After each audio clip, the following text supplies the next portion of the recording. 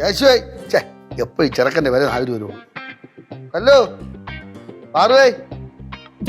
ആ എന്താ ഒന്നും പറയാതെ കയറി വന്നേ? ഇന്നാരെ വിളിച്ച്? പാറുവേ ഹലോ. എന്താ വെറുതെ ഇത് കാണാൻ. ഓ അതിനായിരുന്നോ? എന്നെന്തോന്ന് വിചാരിച്ച്? ഞാൻ വിചാരിച്ചു ഞങ്ങൾക്ക് എന്തെങ്കിലും മേടിച്ചോണ്ട് വന്നേ. ഓ അങ്ങനെ എപ്പോഴെപ്പോഴും വാങ്ങിക്കാൻ അച്ഛൻ്റെ പൈസയൊന്നുമില്ല. ആര് പറഞ്ഞൊന്നും വാങ്ങിച്ചിട്ട് വരാറില്ലാന്ന്? ഇടയ്ക്ക് മിഠായിയൊക്കെ വാങ്ങിച്ചിട്ട് വരാറില്ലേ? അതിന് എന്തോരം പൈസ വേണം? അയ്യോ നമുക്ക് മുട്ടായൊക്കെ വാങ്ങിച്ചെടുക്കാനുള്ള പൈസയുള്ളേ. നിന്നെ പോലെ വലിയ ഓഫീസർ പദവി നമുക്കില്ല. കല്യാണം വിളിഞ്ഞു വാ, ഒക്കെ ഒരു കാര്യം തരാം. ഇതാ ഡോക്ടേഴ്സ് സെറ്റ്. മക്കൾ ഇത് കളിച്ച് കളിച്ച് പഠിച്ച് പഠിച്ച് വലിയ ഡോക്ടറാണ്. അപ്പൊ അപ്പനെ നോക്കുവോ, ചികിത്സിക്കോ? ആ നല്ല കൊടുക്കുമ്പതാ. അയ്യോ നിനക്കിതാ ബുക്ക്. ഇത് വായിച്ച് നല്ല ജനറൽ നോളജ് കേട്ട്. General knowledge ബുക്കോ?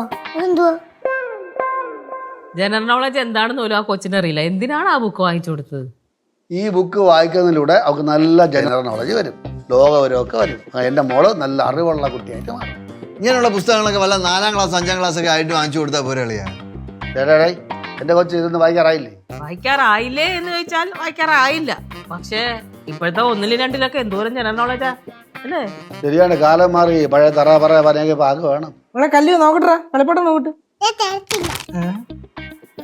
മക്കള് കളിപ്പാട്ടം വെച്ച് കളിച്ചോ? ആറുവേ ജനറൽ നോളജ് നന്നായിട്ട് പഠിക്കണം കേട്ടാ. അച്ചോയ് പാറുവിന് അറിവിന്റെ പുസ്തകം ഇനിയും മേടിച്ചു കൊടുക്കണം കേട്ടാ. ആ ഞാൻ മേടിച്ചു കൊടുക്കും. മക്കളെ വായിക്കണേ. എന്താണ് വല്ലയിടത്ത് വിഴുങ്ങിയ? അല്ലമ്മ, ഞാനൊരു ജനറൽ നോളജിന്റെ ബുക്ക് വായിച്ച് അങ്ങനെ വയറു നിറഞ്ഞതാ. എങ്ങനെയുണ്ട് നിന്റെ പഠിത്തമൊക്കെ? എന്റെ പഠിത്തു മാമ ഈ സാഹിത്യത്തിൽ മാത്രമല്ല, സാഹിത്യേതര ഭാഷാ സങ്കേതങ്ങൾ, അതായത് ഭാഷയുടെ അതിൻ്റെ ഉൽപ്പത്തി, ഘടന, വ്യാകരണം തുടങ്ങിയ വിഷയങ്ങളിൽ ഗഹനമായ ഒരു വീക്ഷണ കോണിലൂടെ പ്രതിപാദ്യമായി നിറങ്ങുന്ന അന്ധകാരണം പൊട്ടണടേ, നിർത്തടേ ഒന്ന്. ഞാൻ എന്റെ ഭാഷയെ വാരി വെതറിഞ്ഞ. യഥാ പിതാ തതോ പുത്ര യഥാ തന്ത അതോ ഗതി പുത്ര. ഞാൻ എൻ്റെ ചെറുക്കനെ ഭാഷാ പണ്ഡിതനായിട്ട് വളർത്തുകയാണ്.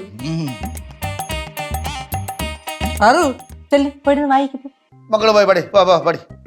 എപ്പോഴും പടി പടി എന്ന് പറയാൻ വേണ്ടി കൊച്ചമ്മയ്ക്കാണ് പഠിക്കുന്നത്. ആ പിന്നെ കളിച്ച് പടി, പഠിച്ചിട്ട് കളി, അല്ലെങ്കിൽ കളിച്ചിട്ട് പടി. ഓ ഈ അങ്ങോട്ടും ഇങ്ങോട്ടും തേരാപ്പര നടന്നാ മതി, ഒന്നും കഴിക്കണ്ടേ? അതിപ്പോ മാവനും അങ്ങനെ തന്നെ.